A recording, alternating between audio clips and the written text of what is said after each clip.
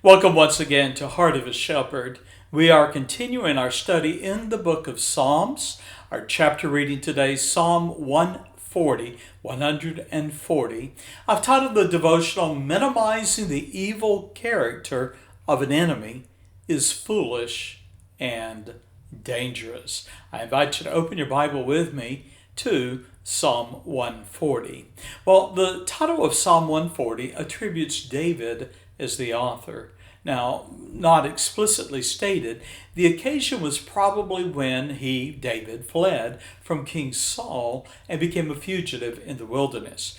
Now, if you subscribe to heartofashepherd.com, you'll find this devotional written there and published, but also you'll find an additional bracketing of word amplifications from my own study that are in the midst of the scriptures. Again, not adding to the scriptures, but merely giving definition of words. Now, if you'll notice with me in verses 1 through 3, we have David's prayer and depiction of the wicked. And so we read in Psalm 140 and verse 1, "Deliver me, O Lord, from the evil man." Now, evil being a wicked or an immoral man. "Preserve me from the violent man," the one who is cruel and unjust.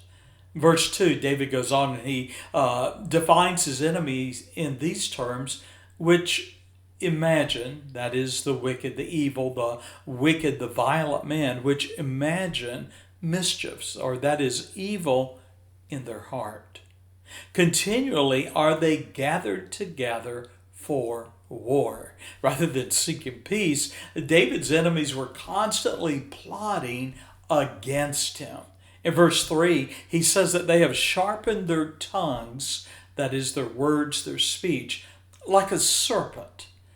Adder's poison, or a viper's poison, is under their lips. Selah. Now, the word Selah carrying the meaning of stop and ponder and think about what was just said. Now, the wicked then have been described as full of fury, wrath, rage, and indignation. Now, for me, as I look at our world and our society today, I see that spirit in our world, particularly towards lawmen or women, or even the godly. And so we see all about us this fulfillment of the testimony of the wicked being full of anger and wrath and rage. Notice then that David recognized the sinful nature of his enemy. Now, he did not underestimate the malicious ways or evil intentions of his adversaries in verse 1. David also understood that the wicked imagine mischiefs and they plot evil. In other words, they give their thought, their energy to plotting that which is evil against David, God's man. They threaten. And in verse 3, their tongues pierce the soul like the venom of vipers. And then in verse 4, we have David's petition. We read, "Keep me, O Lord, from the hands of the wicked. Preserve me from the violent man who have purposed," literally, they've devised, they've plotted to overthrow my goings. The purpose of the enemies was what? To drive David away. So David looked to the Lord for protection. He knew the wicked would not be satisfied until good men were brought down. Driven by pride, the wicked set traps to snare the righteous. And then in verse 5, we have David's suspicion of the ways of the wicked.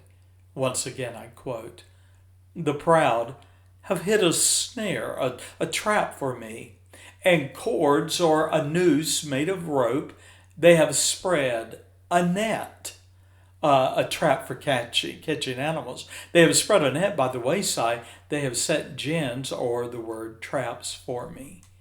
And then verse 6 through 12, we have David's affirmation of the Lord and prophecy concerning God's judgment.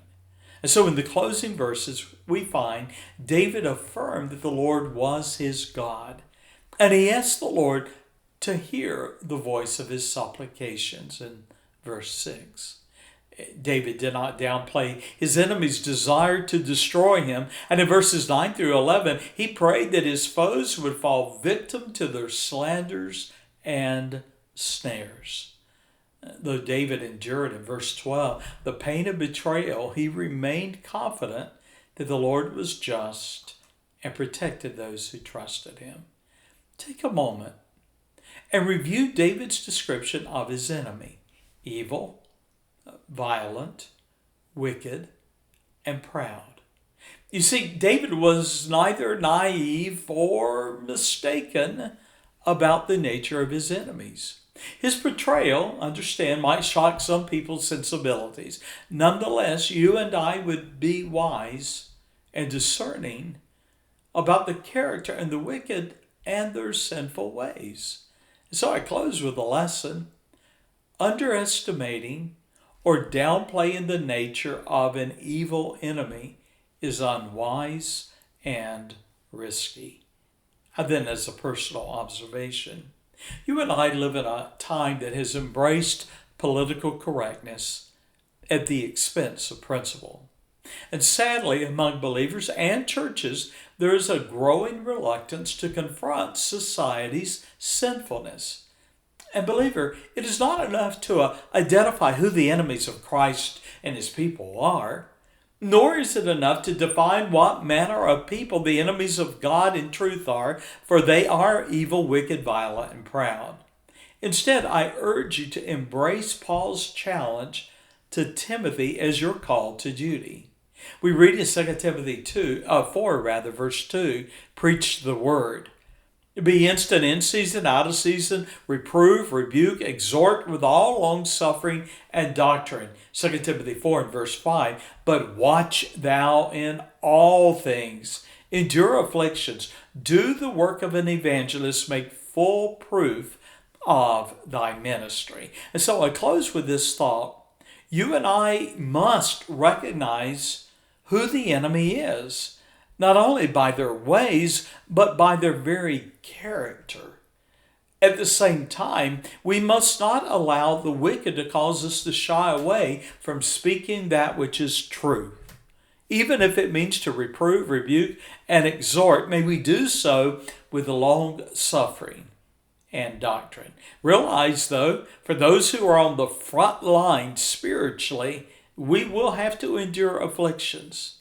We'll have to do the work of an evangelist, which is to be a foreteller of the message that God has given us in his word, and thus making full proof of the ministry, the opportunities that God has given us. Well, that's the challenge for today, and I certainly appreciate you being a part of Heart of a Shepherd. Bye-bye.